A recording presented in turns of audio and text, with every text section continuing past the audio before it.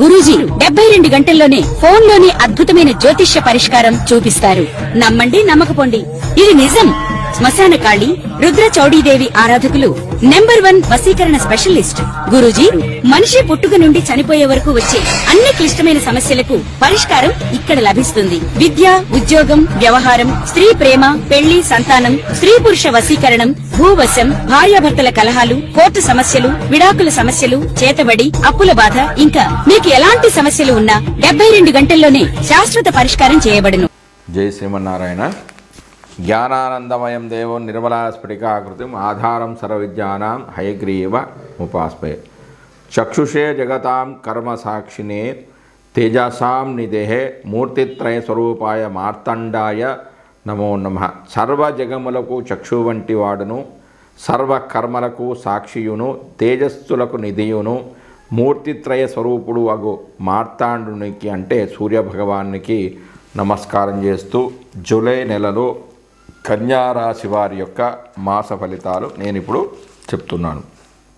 ముందుగా రవి ఫలితాలు. కన్యారాశి వారికి రవి 17 వరకు 10వ స్థానంలోను, 18 నుంచి 37 కూడా లాభస్థానంలో సంచరిస్తున్నాడు. అంటే ఈ 2 స్థానాలు కూడా శుభస్థానాలే. అవి వాటికి ఫలితాలు ఏ విధంగా ఉన్నాయంటే శరీర బలం అనేది పెరుగుతుంది, మంచి ఆరోగ్యం అనేది చేకూరుతుంది, తలచిన పనులు అన్నీ కూడా పూర్తి చేస్తారు, అన్నిటా విజయాన్ని సాధిస్తారు, పితృమూలకంగా ధనం అనేది లభిస్తుంది, ఉన్నత పదవిని గౌరవాలను పొందుతారు, బుద్ధిబలం అనేది పెరుగుతుంది, ప్రభుత్వ అధికారులకు రాజకీయంలో ఉన్నవారికి మంచి కాలం అని చెప్పవచ్చు. తర్వాత కుజుడి యొక్క ఫలితాలు. కన్యారాశి వారి కుజుడు 12వ స్థానంలో సంచరిస్తున్నాడు. 12వ ఇంట కుజుడి సంచారం వల్ల అనేక ఇబ్బందులు అనేవి కలుగుతాయి. సోదరుల మధ్య తగాదాలు ఏర్పడడం, కోర్టులకు వెళ్ళడం, తద్వారా డబ్బు ఖర్చు కావడం, ధైర్యం అనేది సన్నగిలడం, ధైర్యం తగ్గిపోవడం, ప్రయాణాల్లో ఇబ్బందులు కలగడం, అధిక కోపానికి గురి కావడం, వ్యాధి తీవ్రత అనేది పెరగడం, తద్వారా వ్యాధుల నివారణకే అధికంగా డబ్బులు ఖర్చు చేయడం, ఇతరుల సహకారం లభించకపోవడం,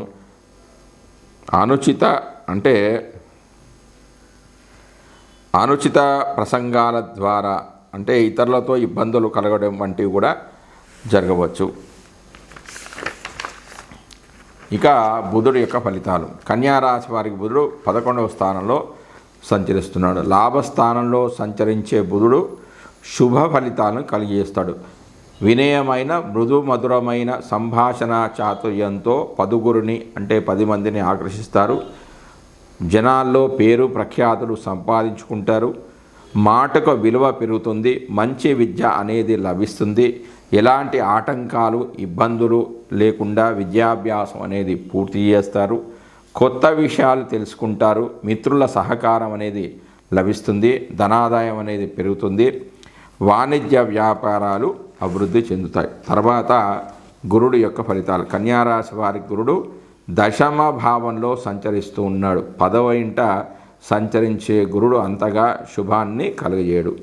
శరీర పటుత్వం అనేది తగ్గిపోతుంది, ప్రభుత్వ కార్యాలు నిలిచిపోతాయి, తల్లికి కొన్ని ఇబ్బందులు ఎదురు కావచ్చు, చిన్న విషయాలకే కూడా ఇతరుల కోపానికి గురి అవుతారు, ఎంత ప్రయత్నించినా ఏ చిన్న పని కూడా సక్రమంగా జరగదు, బంధువుల ఎడబాటు ఉంటుంది, కష్టతరమైన దూర ప్రయాణాలు చేస్తారు, ఆస్తులు అనేవి తరిగిపోతాయి.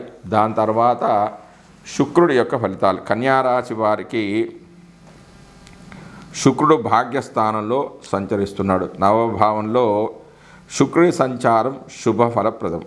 విహారయాత్రలకై దూర ప్రయాణాలు చేస్తారు, దాన ధర్మాది కార్యక్రమాలు నిర్వహిస్తారు, వ్యాపారంలో అదృష్టం కలిగి వచ్చి లాభాలను పొందుతారు, స్త్రీ సౌఖ్యం అనేది లభిస్తుంది, విలాసవంతమైన జీవితాన్ని గడుపుతారు, వాహన సౌఖ్యం లభిస్తుంది, తెల్లని పట్టు వస్త్రాలు ఆభరణాలు కొనుగోలు చేస్తారు, కమ్మని రుచికరమైన సుగంధయుక్తమైన ఆహార పదార్థాలు లభిస్తాయి, వాటిని భుజిస్తారు.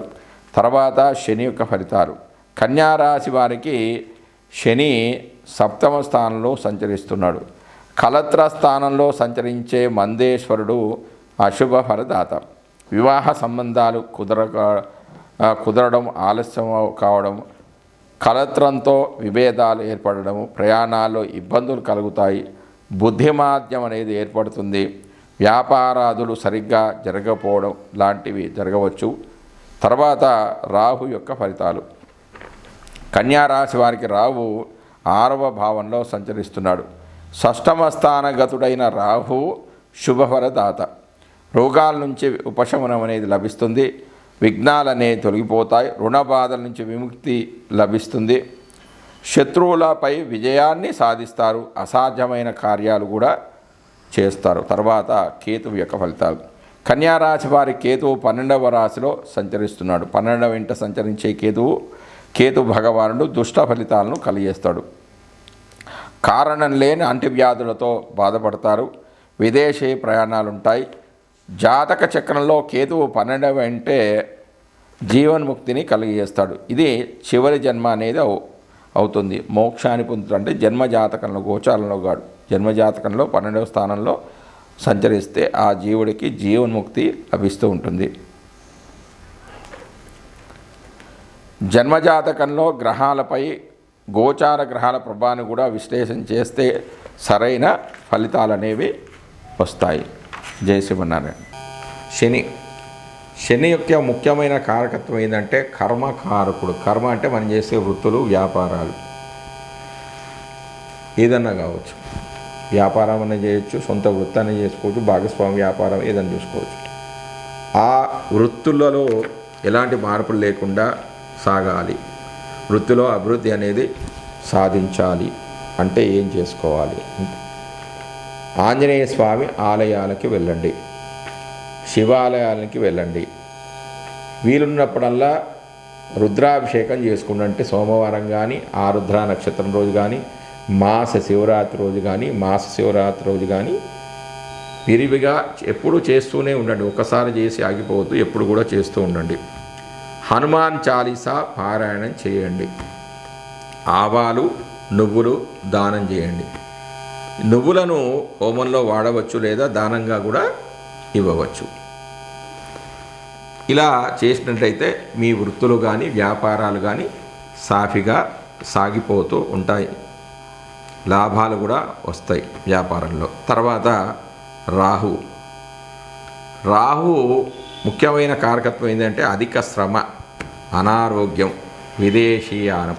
అంటే అధిక శ్రమ అనేది ఉండకుండా ఉండాలి, రోగాలు రాకూడదు. అంటే రాహువు ఏం చేస్తాడంటే రోగాలు ఇంకా పెంచుతాడు.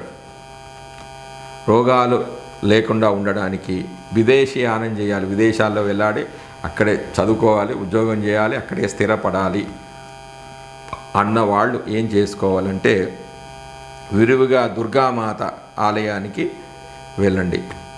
నవగ్రహ ఆలయాలు నవగ్రహాలకు ఎప్పుడు కూడా ప్రదక్షిణ చేస్తూ ఉండండి. దుర్గా సప్తసతి అనేది ఒక శ్లోకం ఉంది ఒకటి, అది పారాయణం చేస్తూ ఉండాలి.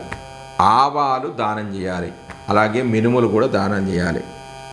ఈ మినుములను హోమంలో వాడవచ్చు లేదా దానంగా కూడా ఇవ్వచ్చు. ఇలా చేసినట్టయితే ఫారెన్కి వెళ్ళాలి, విదేశాలకు వెళ్ళాలి అన్న వారి కోరిక నెరవేరుతుంది.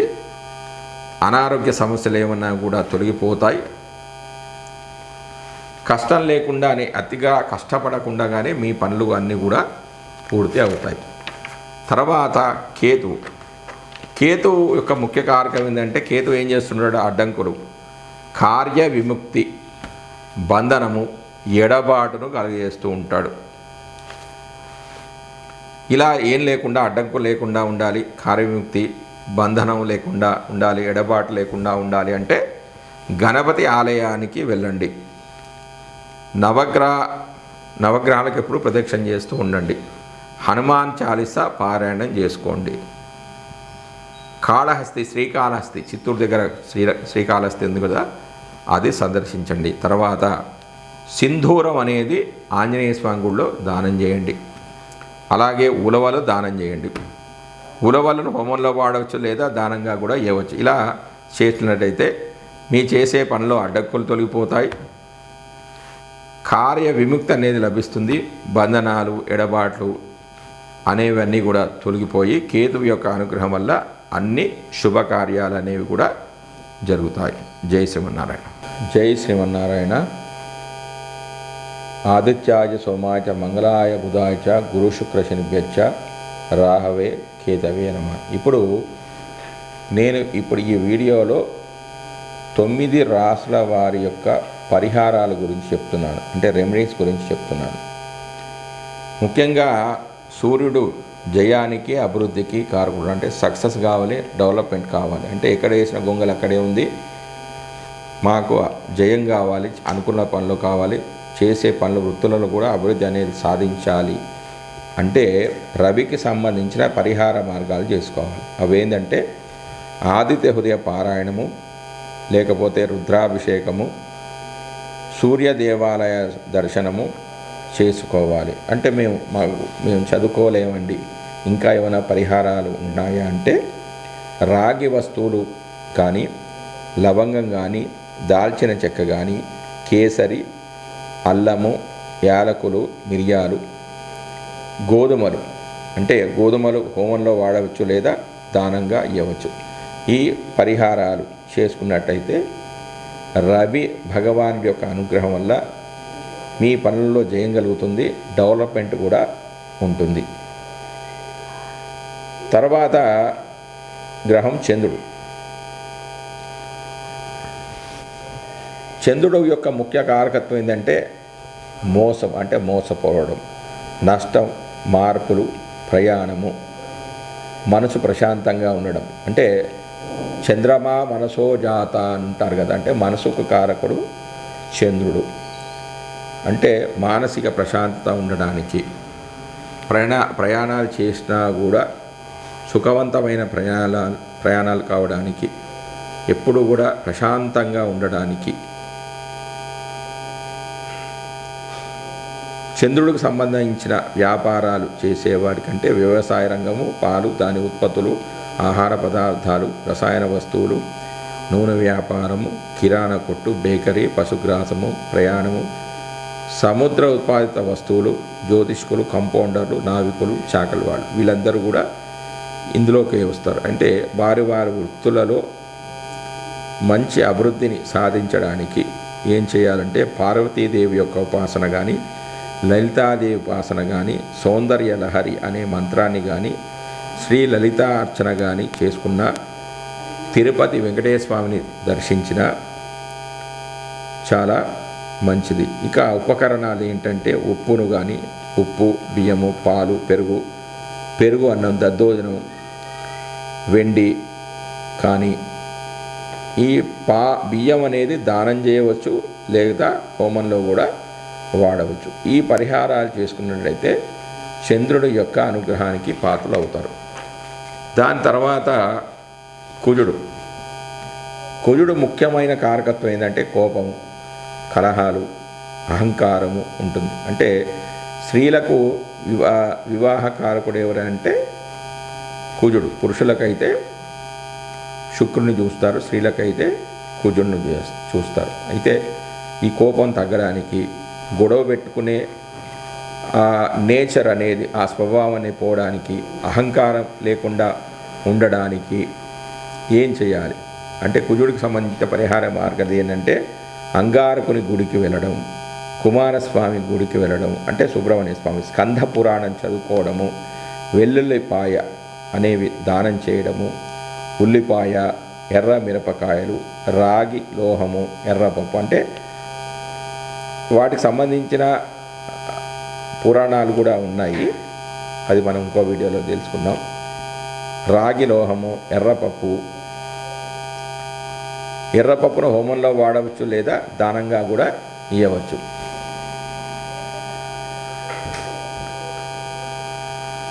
దాని తర్వాత అంటే ఈ పరిహారాలు చేసుకున్నట్టయితే కుజుడి యొక్క అనుగ్రహం వల్ల కోపం అనేది తరుగుతుంది, కలహాల జోలికి వెళ్ళరు, స్త్రీలకు కూడా చాలా అనుకూలంగా ఉంటుంది, వాళ్ళకి వివాహ ప్రయత్నాలు కూడా అనుకూలిస్తాయి. దాని తర్వాత బుధుడి యొక్క ఫలితాలు. ముఖ్యంగా బుధుడు ముఖ్య కారకుడు ఏంటంటే విద్యకు, స్నేహానికి, వ్యాపారానికి కారకుడు బుధుడు. అయితే మంచి విద్య లభించాలి, మంచి స్నేహితులు లభించాలి, వ్యాపారాలు అనుకూలంగా సాగాలి అంటే బుధుడికి సంబంధించిన ఏ పరిహారాలు చేసుకోవాలంటే శ్రీకృష్ణుని దేవాలయాన్ని సందర్శించడం, శ్రీమన్నారాయణుని దేవాలయానికి వెళ్ళడం, నారాయణ మంత్రాన్ని చదువుకోవడం, అంటే విష్ణు సహస్రనామ పారాయణము, తర్వాత పెసలు దానం చేయడం, పంచలోహాలు దానం చేయడం. ఇక పెసలు హోమంలో వాడవచ్చు లేదా దానంగా కూడా చేయవచ్చు. ఇలా చేసినట్టయితే మంచి ఉన్నతమైన విద్య లభిస్తుంది, మంచి స్నేహితులు లభిస్తారు, వ్యాపారంలో లాభాలు అనేవి ఉంటాయి. దాని తర్వాత గురుడు యొక్క ఫలితాలు. గురుడు యొక్క ముఖ్య కారకుడు ఏమంటే జీవకారకుడు. పురుషులకి జీవకారకుడు అంటే మంచి భాగ్యము, జీవితం ఏ ఇబ్బందులు లేకుండా జరగాలి అని, అంటే ఏ కష్టాలు లేకుండా జీవితాంతం మంచిగా సుఖాలు ఉండాలి అంటే దానికి ఏం చేయాలంటే ఏదైనా దేవాలయానికి వెళ్ళండి. ఏదైనా దేవాలయం అంటే దక్షిణామూర్తి కానీ ఆలయానికి వెళ్ళండి, గురు స్తోత్రాన్ని చదువుకోండి. మీ గురుదేవుల మీకు ఇష్టమైన గురువులు కానీ, మీ విద్య నేర్పించిన గురువులకు కానీ మీకు తోచినది దానం చేయండి. టెంకాయ దానం చేయండి, లేకపోతే వక్కలు, తేనె, నెయ్యి, బంగారము, శనగలు దానం చేయండి. ఈ శనగలు హోమంలో వాడవచ్చు లేదా ధనంగా కూడా ఇస్తే నిరంతరం కూడా ఈ పరిహారాలు ఎప్పుడు చేస్తూ ఉండాలి. గురువుకు సంబంధించిన చేసినట్టయితే అనుకోకుండా సంఘటనలు ఏమీ జరగకుండా మీ జీవితం అనేది సాఫీగా చాలా సంతోషంగా సాగిపోతూ ఉంటుంది. దాని తర్వాత శుక్రుడు ముఖ్యంగా భార్యకు, వివాహానికి, సంపదలకు, ధనానికి ఈ శుక్రుడు కారకుడు. మంచి భార్యాభర్తల మధ్య మంచి అనురాగం ఉండాలన్నా, వివాహం అయిన తర్వాత వాళ్ళిద్దరు కూడా మంచిగా ఉండాలన్నా, సంపదలు పెరగాలన్నా, ధనం లభించాలి అన్నా కూడా ఏం చేసుకోవాలంటే లక్ష్మీ మందిరానికి వెళ్ళండి, అంటే అష్టలక్ష్మి ఆలయానికి వెళ్ళండి. తర్వాత శ్రీరంగం దర్శించండి, శ్రీ స్తోత్రాన్ని చదువుకోండి. తర్వాత చక్కెర, అలచందలు, పసుపు, బంగారం అనేది దానం చేయండి. అలచందలను హోమంలో వాడవచ్చు లేదా దానంగా కూడా ఇవ్వవచ్చు. ఇలా చేసుకున్నట్టయితే వివాహం కాని వారికి మంచి భార్య అనేది లభిస్తుంది. వివాహం తర్వాత కూడా చాలా బాగా ఉంటుంది, సంపదలు అనేవి పెరుగుతాయి, ధన సంపాదన కూడా చాలా బాగుంటుంది. దాని తర్వాత